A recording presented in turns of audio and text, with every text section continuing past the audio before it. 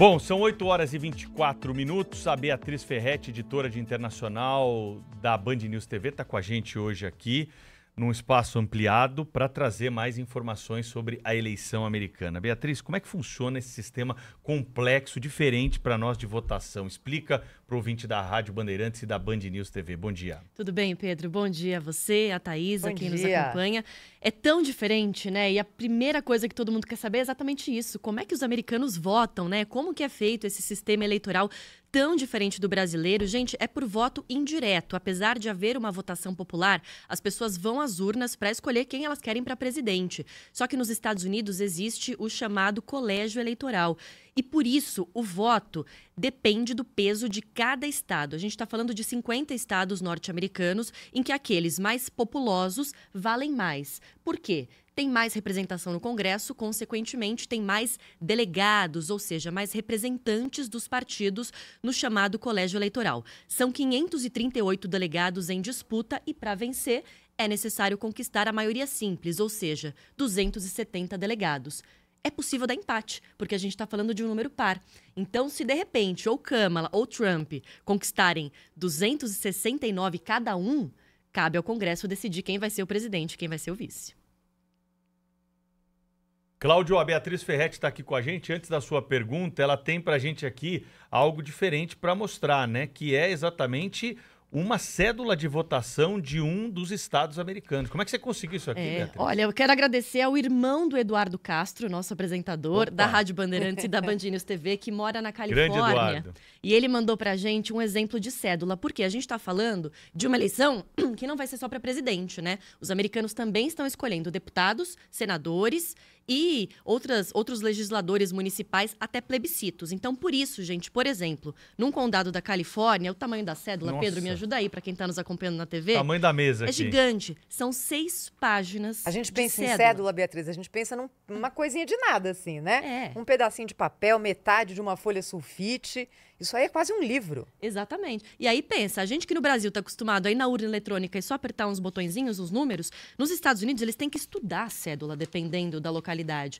Porque tem plebiscito que varia de aborto, uso de drogas, a construção de ponte. São vários plebiscitos que podem entrar nessa disputa. Além dos governadores, dos senadores, dos deputados. E aí o próprio irmão do Eduardo Castro falou que ele teve que sentar na sala com a mulher para ler, fazer a leitura, estudar e saber como que ia preencher. Até por isso que é importante ter o voto por correio.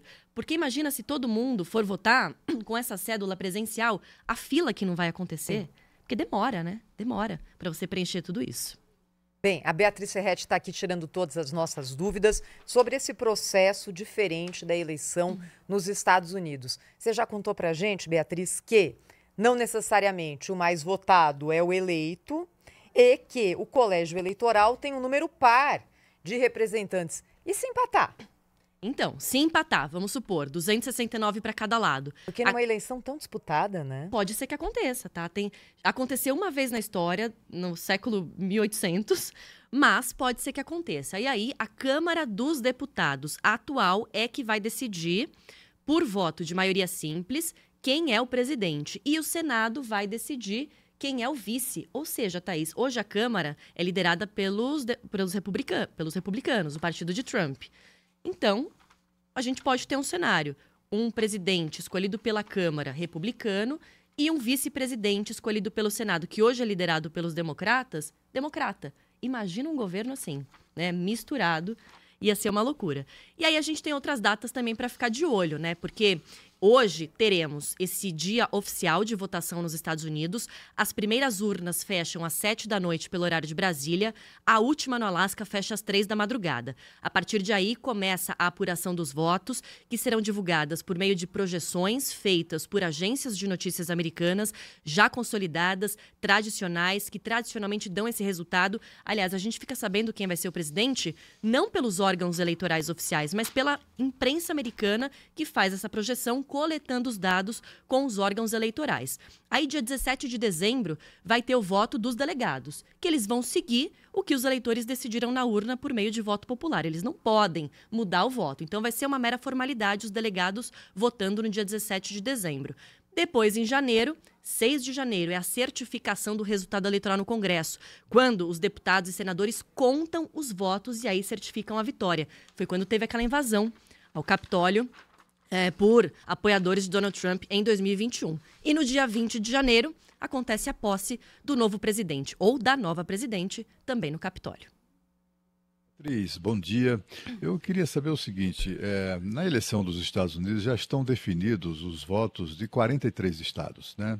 Tem a Califórnia que é democrata, o Texas é republicano, a Flórida também e assim por diante. E aí sobram 7 estados, são os chamados estados pêndulo. E eu gostaria que você explicasse para nós, explicasse para os nossos ouvintes da Rádio Bandeirantes e também assinantes da TV Band News, o que é que são os estados pêndulo. Tudo bem, Cláudio? Bom dia para você. Olha, os estados pêndulos são aqueles em que os eleitores não têm um partido definido, né? E aí eles, dependendo de cada eleição, esses eleitores pendem para um lado, por isso que é pêndulo. Então, dependendo da eleição, eles votam democrata, dependendo da eleição, votam republicano, muito diante do cenário político atual. São 7 deles, então, né? Nevada, Arizona, Wisconsin, Michigan, Pensilvânia, a Carolina do Norte e a Geórgia. E eles são decisivos porque, como você disse, Cláudio, os outros estados, 43, já têm uma ideologia definida e provavelmente vão votar democrata, vão votar republicano. Mas aí falta fechar a conta desses 270 delegados necessários. E aí é que entram esses estados pêndulo, né, que na totalidade tem 93 votos em disputa. O principal deles é a Pensilvânia, né, que tem a maior parte dos delegados, são 19, mas também Michigan, por exemplo, e a Carolina do Norte foram 3 locais, e aí eu vou incluir a Geórgia também, que tem 16 delegados, 4 locais em que, nesses últimos dias de campanha, os candidatos miraram muito, né? Focaram muito nesse apelo final, porque sabem que ali estão os eleitores indecisos e que devem, mais uma vez, decidir o resultado da disputa à Casa Branca.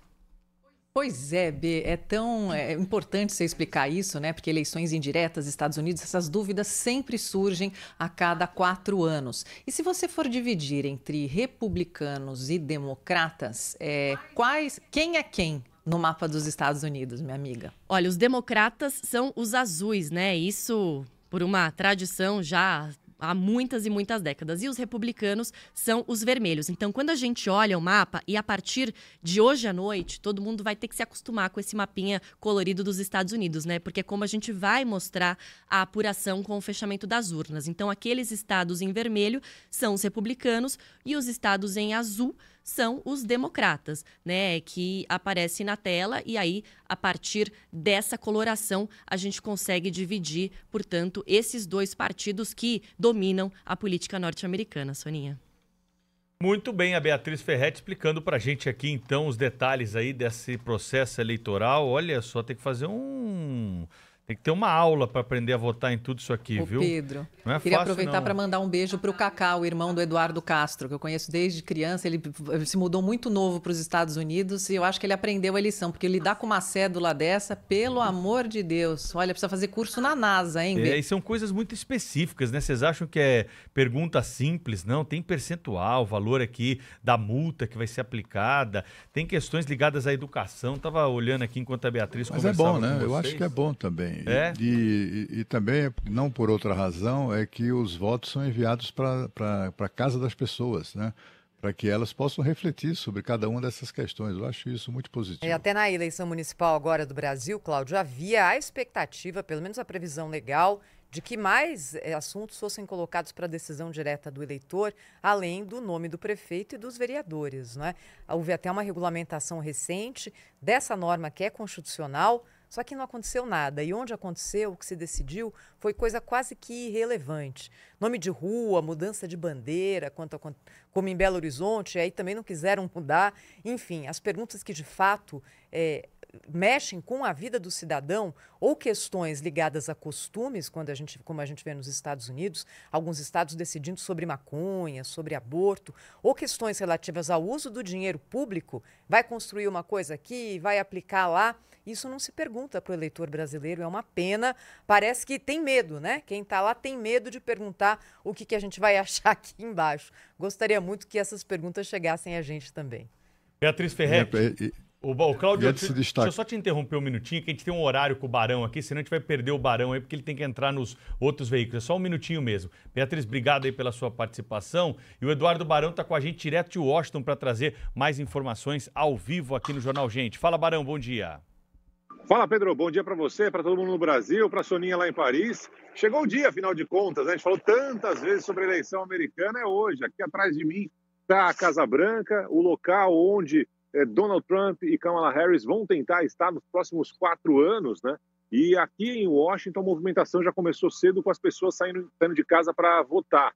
Na costa leste dos Estados Unidos, a maioria dos estados já teve início aqui o processo de votação no dia de hoje. New Hampshire, o pequeno condado de New Hampshire, foi o primeiro, como historicamente acontece aqui nos Estados Unidos, e já deu um empate, né? Está 3-3, essa é a votação até agora nesse pequeno condado.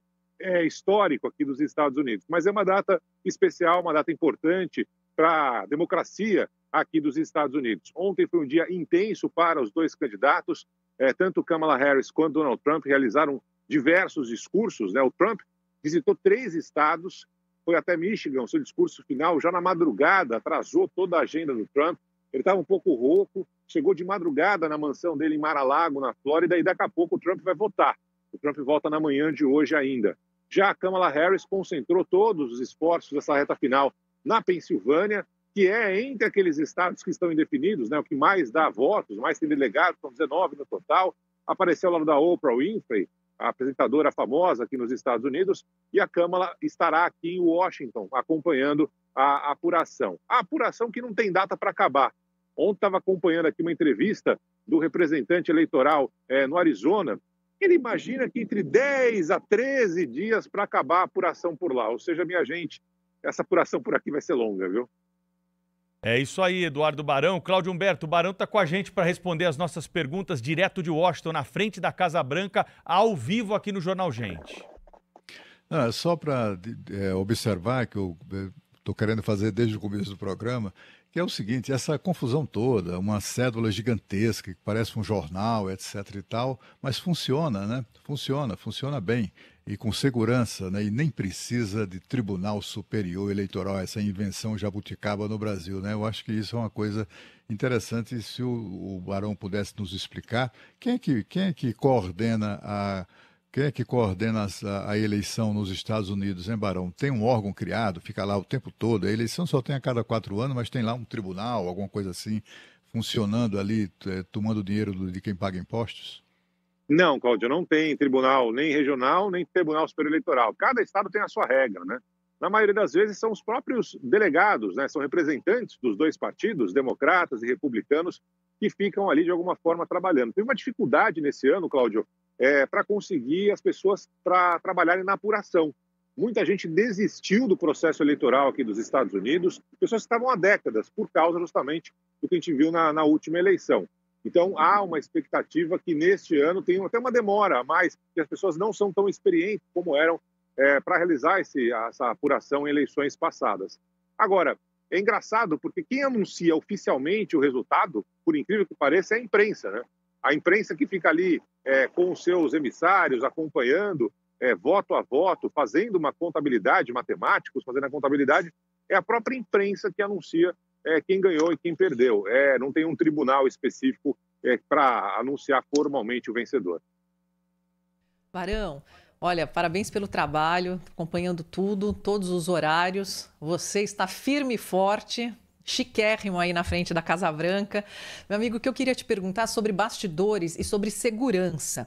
Nessa hora tão importante, né, nesse dia tão importante, como é que está funcionando a segurança não só em Washington, mas pelos Estados Unidos, para se evitar crime eleitoral, violência, enfim, todo tipo de baderna que possa atrapalhar aí o grande dia da democracia americana? Muito obrigado, Soninha. Olha, todos os organizadores estavam preocupados depois do que a gente acompanhou na eleição passada. Continua esse discurso muito forte, em especial da campanha do republicano, de que a eleição pode ter fraude. E há uma expectativa de processos na justiça, dependendo do resultado, depois que a eleição acabar. Então, há sim uma preocupação. Ontem, esses coordenadores nacionais se reuniram dizendo o seguinte: olha, pode ter algum tipo de problema, pode faltar energia elétrica, pode ter longas filas, né, como tivemos no final de semana em alguns locais de votação. Enfim, há alguns percalços que eles podem acompanhar ao longo do dia de hoje. Mas, por enquanto, está tudo tranquilo. É lógico que é apenas o começo do dia, né? A gente sabe que há uma organização, em especial em alguns estados, com a presença de policiais. Aqui em Washington, a situação está relativamente tranquila nesse começo de manhã. Acabei de vir de uma zona eleitoral, tinha acabado de abrir as portas ali, está tudo tranquilo, já tem fila, inclusive o pessoal aproveitando logo cedinho para votar. Lembrando que hoje é um dia normal por aqui, né? Não tem nada fechado, tudo funciona normalmente. Tomara que seja assim ao longo do dia e, claro, depois com a apuração. É angustiante a gente imaginar que 2 semanas nos separam da divulgação oficial do resultado da eleição, no máximo, né? Para a gente ter uma comparação, por exemplo, 2020, quanto tempo demorou? Foi no sábado, Thaís. Então, foi numa terça, como hoje, no sábado a gente descobriu que o Joe Biden acabou vencendo. A questão é que muita gente imagina que hoje à noite o Trump vai anunciar a vitória, assim como fez na eleição de 2020. O Trump fez uma festa gigante aqui atrás, na Casa Branca, na noite da eleição, na terça-feira da eleição passada. Hoje tem uma nova festa programada também para a casa dele em Mar-a-Lago, na Flórida. Ele deve comemorar a vitória. É possível que anuncie que venceu a eleição, mesmo sem nenhuma certeza. Afinal de contas, a apuração vai durar mais do que hoje à noite. Aliás, Nevada, por exemplo, que é um estado decisivo dessa eleição, ela só vai terminar a votação meia-noite no horário de Brasília. Então, você imagina que muita gente já vai acompanhar durante a noite, a madrugada, mas ainda vai ter gente votando aqui nos Estados Unidos. E tem aquelas famosas cartas que chegam depois do dia de hoje. Em alguns estados, essas cartas enviadas pelos Correios, com as cédulas eleitorais, também são contadas depois. Ou seja, há uma dúvida de quando efetivamente a gente vai saber quem ganhou a eleição aqui nos Estados Unidos. E o Eduardo Barão vai contar pra gente isso aqui nos próximos dias, vai estar acompanhando de perto nessa cobertura especial para todos nós da eleição americana.